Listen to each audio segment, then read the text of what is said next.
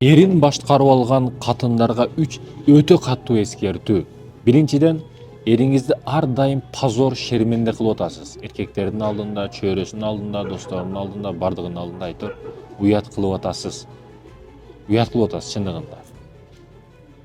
Сизди кадыр баркыңыз эриңиздикиге байланыштуу. Эриңиздики көтөрүлсө көтөрүлөт, түшсө түшөт. Сиз бир жерге жөнөтпөй коюшуңуз менен, же бир нерсени кылдырбай коюшуңуз менен ойлобоң, биз жеңдик деп. Жеңилдиңиз. Да, бир жолу, эки жолу башкарышыңыз мүмкүн. Эртең вулкан катып атылышы мүмкүн. Бар жоңуздан ажырап калышыңыз мүмкүн. Бийлигиңизди жоготуп алышыңыз мүмкүн. Флагты кайра башка бирөөгө берип коюшуңузга туура келип калат. Экинчи алып алышы мүмкүн, мисалы үчүн. Айтайын деген, көздү кысып жашаганга жетпейт. Көздү кысканга жетпейт. Көп нерсеге көздү кысып коюш керек болот. Эркекти эркек кыла турган сиз аялсыз. Апасына тең сиз аялысыз. Эркектердин территориясына көбүрөөк кошуш керек тескерисинче. Бар, паланчы жерде элди кызматы болуп атат, бар. Мына жерге кечигип калбаң, ойготуп кой керек болсо. Багымдатка уктап калып атасыз, туруң деп. Паланчы жерде жаназа окулуп атыптыр, барың, сиз барың деп. Колдогон, элге кошкон аракетин кылыш керек. Турмай отур десе, болду деп, кириң жубайм эмне кылайын деп, эркекти отургузуп коюшуңуз бул сиздин жеңишиңиз эмес. Ойлоп атасызбы ошентип жеңишке жетем? Коор болосуң эртең, уят болосуң. Өзүңдүн дагы, күйөөңдүн дагы, эч кимдин алдында копейкачалык урматы, кадыр баркы болбойт. Эч ким урматтап сыйлабай коет. Эч ким эч жерге чакырбай коет керек болсо. Бул биринчиден. Экинчи эскертүү, эриңиз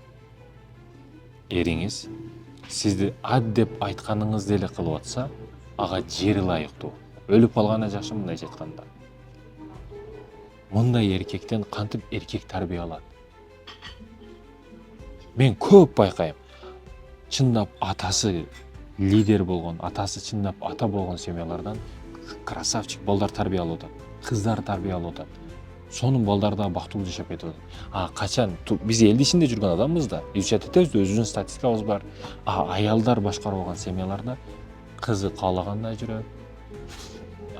Эри жок, бала төрөп алган. Балдар ар ким менен ар кандай нерселерди иш аракеттерди кылып жүрөт, наркоман болуп кеткен. Ошо аял башчы, аял лидер болгон семьянын балдары ушундай болуп атат. Балдарыңызга да таасир берет. Сиз ойлобоң, мен кармап койдум, болду, ушу меники, акчасыга жыргап жашап жүрөм, өзүм билгендей жашайм, бул эркек меники депчи. Тескерисинче, сиз игрушкасыз анын колунда, оюнчуксуз. Сиз ойнотуп башкарып атам деп ойлоп атасыз, бирок сиз оюнчук болуп бүткөн адамсыз, түгөнгөнсүз. Ортоңордо миллион жолу нике болсо дагы, миллион жолу ЗАГС болсо дагы, эгерде сиз башкарып жаткан болсоңуз, арты өтө катуу болот, уят болот. Ал эми үчүнчү маселе бар, үчүнчү эскертүү бар. Күйөөңүздү башкаруу менен өзүңүз ойлогон жашоого жетесизби? Математика жагынан эсептеп көрсөңүз, бар жоктон минустасыз го сиз, эриңизди башкаруу менен. Сиз өзүңүздү жек көргөн адамдарга жөнөтпөй коюшуңуз менен эриңизди, сиз жаман көргөн чөйрөгө жөнөтпөй коюшуңуз менен, досту душман дос кылып көрсөтүшкө аракет кылып жаткан адамдар, досуңузга, эриңизге эң керектүү адамдар эмеспи? Айтайын дегеним,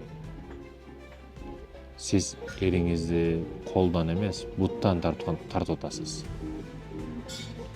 Сизге узак чыдабайт, же экинчиге үйлөнүп алат. Сизди убактылуу эле карайт. Ошондуктан башкарууга аракет кылбаңыз. Ана апасы эмессиз, чоң апасы эмессиз, тергөөчү эмессиз ага. Ошондуктан кенен ойлонуп, кыска чечим чыгарып койбоңуз. Эриңизди башкарбаңыз. Тескерисинче баш ийиңиз. Канча мага бирөө баш ийсе, мен аны башыма чыгарам, башыма көтөрөм. Тескерисинче башыма чыкса, ушундай катуу чапчыйм, жерге кирип кеткенде түшүнбөй калат. Bu yaxşı manada dagı, jamon manada dagı. Eringiz hurmatlаңыз, сыйлаңыз. Аны башкаруу менен башкаруучу канча боло албайсыз. Hurmatlап, сыйлаш менен, колдош менен, элге кошуш менен көтөрөсүз, даражасын бийик чыгып кыласыз. Уят кылбаңыз, өзүңүздү дагы, эриңизди дагы.